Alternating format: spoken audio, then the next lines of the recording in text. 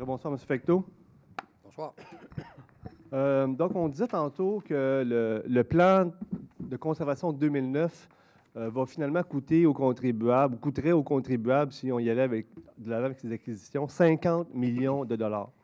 Ce qui représente une taxe par maison de 65 dollars par année sur une période de 40 ans. Donc, moi, j'ai fait le calcul et puis la facture pour les contribuables, en incluant les frais d'intérêt sur 40 ans, ça représente tout près de 100 millions de dollars. Et ça, c'est juste le plan de 2009. Là. Et là, ces jours-ci, par les consultations, M. le maire, vous demandez aux citoyens s'ils voudraient rajouter au plan 132 hectares au plan de conservation de 2009.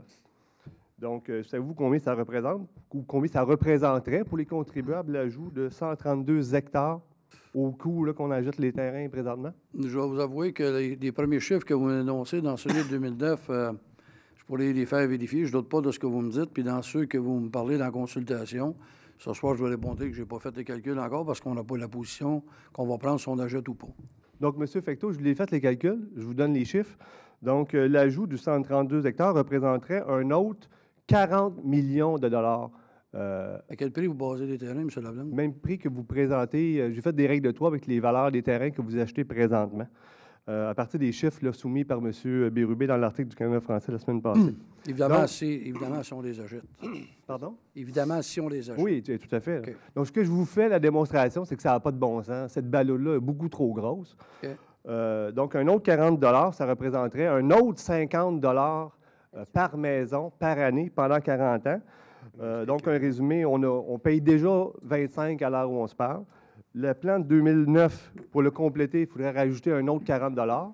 Si on rajoute le 132 hectares là, qui est question lors des consultations, on est rendu à un autre 50 $, ce qui fait 115 $ par maison pendant 40 ans. Avec les intérêts, sur 40 ans, ça représente 170 millions de dollars, M. Fecteau. Ça n'a aucun bon sens. La stratégie actuelle du plan de conservation est mauvaise, elle est trop coûteuse et de toute façon, les boisés continuent de tomber parce que le plan actuel qui coûterait, si on allait de l'avant, 50 millions de dollars, protège, savez-vous combien? 1,3 % du territoire. Et même si on allait de l'avant avec l'ajout de 132 hectares, qui nous coûterait finalement au bas mot 90 millions, plus les intérêts là, à payer sur une période de 40 ans, même si on allait de l'avant avec ce 132 hectares-là, savez-vous quel pourcentage du territoire serait protégé par le plan de conservation de la ville? Même pas 2. Tout juste 2 % du territoire. Donc, vous voyez l'ampleur de la facture pour le résultat, finalement, protéger seulement uniquement 2 % du territoire. On a déjà été trop loin dans le développement de nos milieux naturels. Il nous reste environ 6 % du territoire présentement et on sait que l'objectif serait d'atteindre 12 %. Donc, vous comprenez que ça n'a aucun bon sens. Monsieur Fecteau, est-ce que vous savez pourquoi on vient, pas juste moi, mais tous les citoyens, on revient ici semaine après semaine, réunion après réunion pour vous interpeller sur cette question? Est-ce que vous savez pourquoi? Savez-vous, M. Lablanche, j'aime bien notre conversation qu'on a. En tout cas, je vous écoute, là. OK? Moi, j'aurais quelque chose à vous demander. Monsieur Fecteau, j'aimerais mieux que vous répondiez à mes questions. C'est parce que je réponds à vos questions. Vous me dites, savez-vous comment, savez-vous Est-ce que vous savez pourquoi? Mais ça, vous avez des chiffres. Moi, je m'arrête à vous faire une demande, mais vous ne m'écoutez pas. Allez-y. Mais prenez pas mon temps, par exemple. Là. Non. Regardez, à votre timing, je prends 30 secondes, je vous donne les 30 secondes. C'est bon. Ce que je suis en train de vous dire, M. Leblanc, vous me posez une question. Savez-vous, M. Fecteau, pourquoi on revient d'ici à tous les semaines? Moi, ce que j'aurais à vous dire, M. Leblanc, vous savez, on n'est pas au provincial, pas au fédéral, ce n'est pas nécessairement de l'opposition officielle. Là. Mais si vous avez quelque chose de concret, OK, à me présenter, ici, ce soir, devant le conseil municipal, là, puis devant les gens qui sont là, moi, ce que je vous invite à faire, puis ce que j'aurais fait, moi, si j'étais vous, depuis la dernière année, là, OK, vous prenez rendez-vous, puis vous venez me présenter ce que vous avez, puis je vais faire comme j'ai fait avec tous les citoyens. Je vais prendre le temps de le regarder puis de l'écouter. Puis si ça a du sens, OK, puis si je suis capable de convaincre le conseil que ça a du sens, ça me fera le plus grand plaisir. Ça, ce que j'appelle, M. Leblanc, c'est quelque chose de constructif. Là, la dernière année, dans toutes les visites qu'on a, savez-vous ce qui est compliqué? Puis je vais vous donner le temps qui vous revient. Ce qui est compliqué, M. Leblanc, pour moi, OK? Parce qu'on ne se connaît pas même, on s'est croisés, mais vous ne me connaissez pas vraiment. Ce qui est compliqué, c'est quand je rencontre des groupes, comme j'ai fait, des environnementaux, puis qu'on discute avec ces gens-là, vous pourrez le poser la question à Mme Thérien, je lui ai dit, ce qu'on discute ici, quand on s'est rencontrés à la salle du conseil, si on n'est pas d'accord, ça peut arriver qu'on ne soit pas d'accord, mais soumettez-moi à quelque chose qu'à un moment donné, on peut en débattre. Puis si, à l'heure actuelle, là, vous me parlez tantôt d'une logique, le plan avant moi, là, vous allez convenir avec moi, je peux rien y faire. L'avenir, là, c'est le conseil ici qui doit décider. C'est pour ça qu'on a fait cet exercice-là. À partir de ça, je vous lance l'invitation, là. Vous me direz ce que vous voulez en faire. Mais si les citoyens ont dit, bien, regardez, monsieur le maire, il y a ça, ça coûte trop cher, mais voici ce qu'on a à vous proposer. Puis si ça tient la route, moi, M. Laplante, là, j'ai aucun problème. Je ne détiens pas le monopole de la vérité, mais j'aime ça que ça soit constructif. M. Fecteau. Et non pas un débat là, qui est complètement infertile. Je prends la balle au bon, je vous remercie. Puis de toute façon, je suis en train de travailler actuellement sur un document qui va être déposé dans le cadre de la consultation, un mémoire. Parfait. Mais je peux rapidement vous expliquer, dans le fond, ce qu'il faut changer. Je vous écoute. Il faut changer la logique dans laquelle la Ville s'est engagée avec le plan actuel.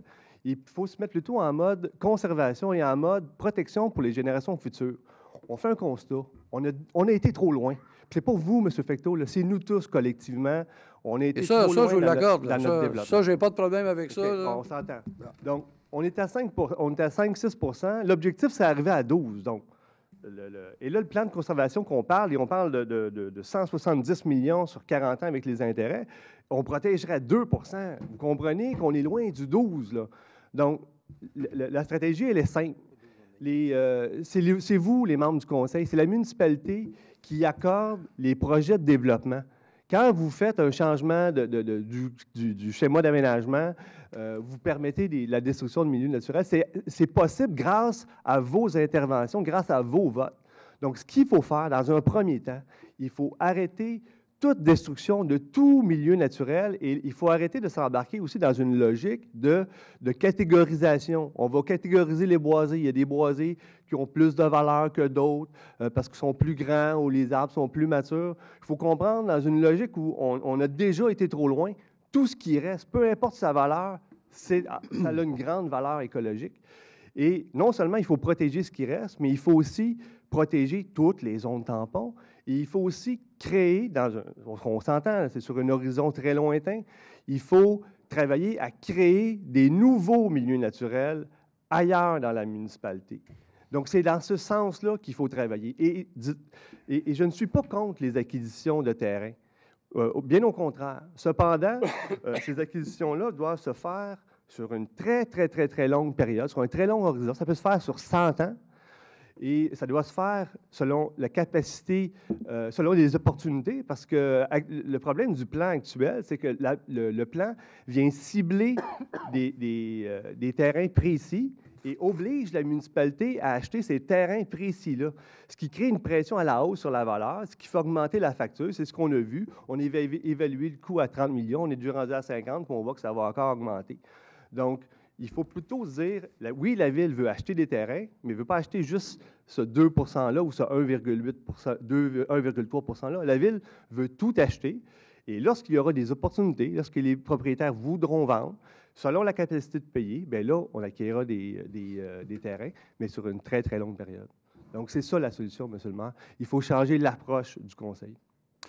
Écoutez, moi, je peux vous dire que dans l'exercice qu'on est en train de faire, là, puis en même temps, en parallèle à ça, il y a des comités d'environnement qui travaillent aussi. On demande des avis sur tout. Puis, de mon côté, là, je reçois ce que vous me dites, puis je reçois ça de façon très positive. L'autre côté aussi, ce que je voudrais aussi que vous compreniez, c'est qu'il y a moyen aujourd'hui, on en a un bel exemple, là, on sort de la route 104, on s'en va vers la prairie, là, OK? Sur le côté droit, il y en a des bois qui sont là, OK? Il y a des gens, aujourd'hui, M. Laplante, il y a des moyens de faire, OK, que ça peut être intéressant. Puis je parle souvent aux gens de Saint-Jean qui me parlent des boisins en arrière de chez eux, là. Je trouve ça drôle quand ces gens-là me disent qu'ils sont à Sutton, qu'ils sont à Bromont, qu'ils sont en montagne. Malheureusement, quand ils sont arrivés là, il a fallu qu'il y ait une coupe de bois qui se coupe pour prendre la maison. Moi, ce que je vous invite à faire, pour travailler le document, la vraie façon qu'on va être capable d'arriver, on est au service des citoyens, OK? Vous m'avez parlé tantôt de Montico, vous avez me parlé des boisins, mais je vous invite à le relire parce que dans ce que vous dites dans la deuxième vidéo, il y a une planification, parce que vous m'avez déjà dit ici, en cette salle, qu'on n'avait pas de plan de match.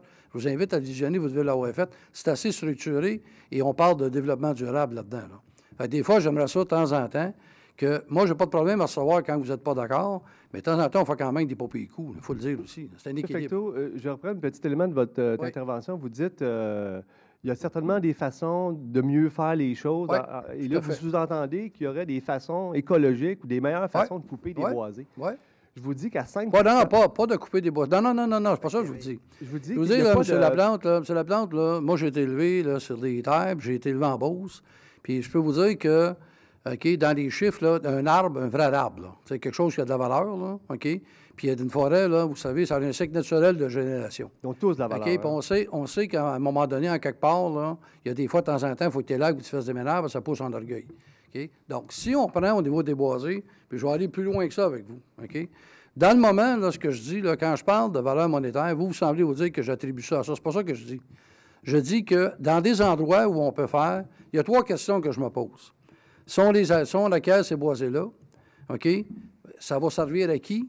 OK? Puis il faut connaître quel est le coût d'entretien. Moi, je pense que dans Saint-Jean, dans la ville de Saint-Jean-sur-Richelieu, OK, on n'a pas assez maximisé la qualité de ces boisés-là pour que la population puisse en profiter.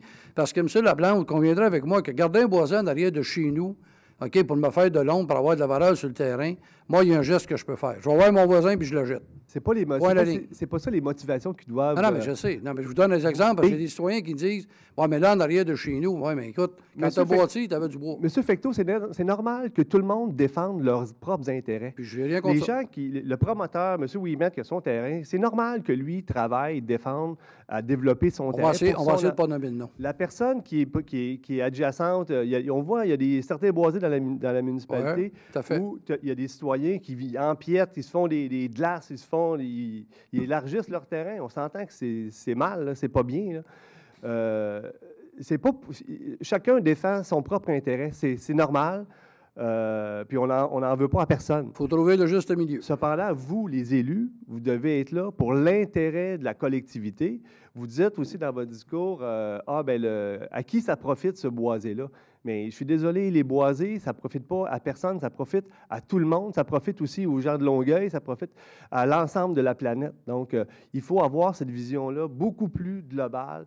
Parce que les motivations qui nous amènent ici, c'est la protection de l'environnement, c'est le réchauffement de la planète, c'est la perte de la biodiversité, c'est la perte de qualité de vie des citoyens. C'est ça qui doit guider nos choix, qui doit guider nos orientations en tant que conseil municipal. Bien, merci beaucoup. Donc, je vais être en attente de votre document. Merci. Merci.